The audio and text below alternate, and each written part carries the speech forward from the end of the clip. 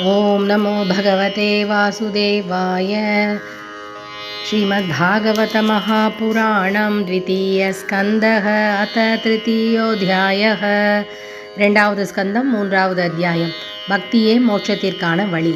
ஸ்ரீ சுக உவாச்ச ஏவமேதன்னிகதிतं पृष्टवान् यद्भवान् मम ऋणां यन्म्रियमाणानां मनुष्येषु मनीषिणां ब्रह्मवर्चसकामस्तु यजेत ब्रह्मणस्पतिम् इन्द्रमिन्द्रियकामस्तु प्रजाकामः प्रजापतीन् देवी मायां तु श्रीकामस्तेजस्कामो विभावसुं वसुकामो वसून् रुद्रान् वीर्यकामोऽथ वीर्यवान् अन्नाद्यकामस्त्वदितिं स्वर्गकामोऽतिदेः सुतान् विश्वान् देवान् राज्यकामः साध्यान् संसादको विशाम् आयुष्कामो अश्विनौ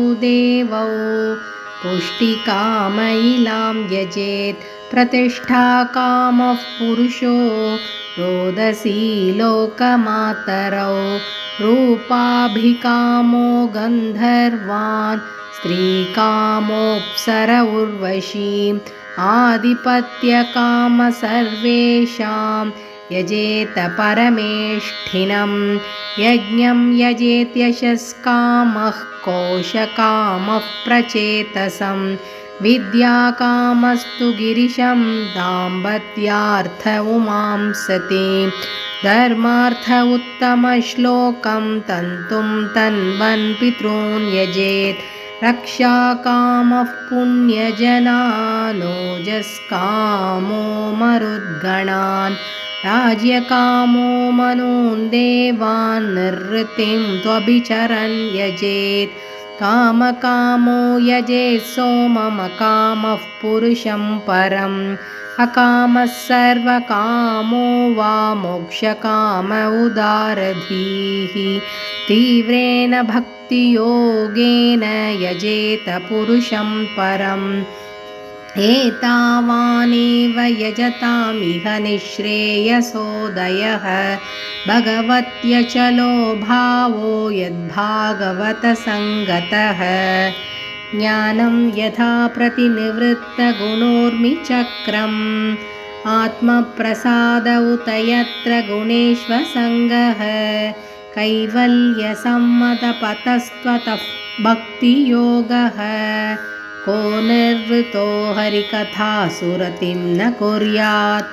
शौनक उवाच इत्यभिव्याहृतं राजा निशम्य भरतर्षभः किमन्यत्पृष्टवान् भूयो वैयासकमृषिं कवीम् एतच्छुश्रूषतां विद्वन् सूतनोर्हसि भाषितुं कथा हरिकथोदर्गा सतां स्युः सदसि ध्रुवं स वै भागवतो राजा पाण्डवेयो महारथः बालक्रीडनकैः क्रीडन् कृष्णक्रीडां य आदधे वैयासकिश्च भगवान् वासुदेवपरायणः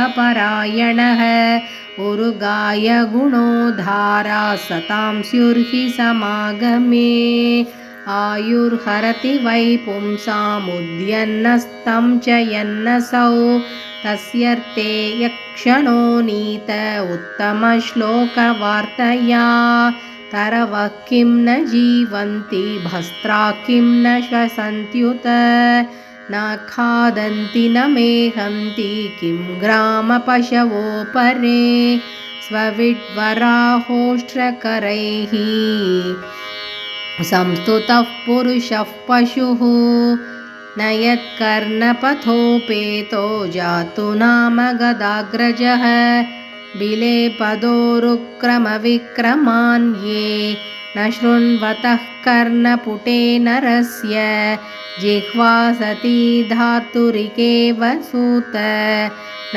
चोपगायत्युरुगाय गाथाः भारः परं पट्टकिरीटजुष्टम् अप्युत्तमाङ्गं ननमेन्मुकुन्दं शावौ करौ नो कुरुतः सपर्यां हरेर्लसत्काञ्चनकङ्कणौ वा बर्हायिते ते नयने नराणां लिङ्गानि विष्णोर्न निरीक्षतो ये पादौ नृणां तौ द्रुमजन्मभाजौ क्षेत्राणि नानो व्रजतो हरेर्यौ जीवञ्छवो भागवधाङ्घ्रिरेणुं न जातुमर्त्योऽभिलभेत यस्तु श्रीविष्णुपद्यामनुजस्तुलस्याः श्वसञ्छवो यस्तु न वेदगन्धं तदश्मसारं हृदयं बधेधम्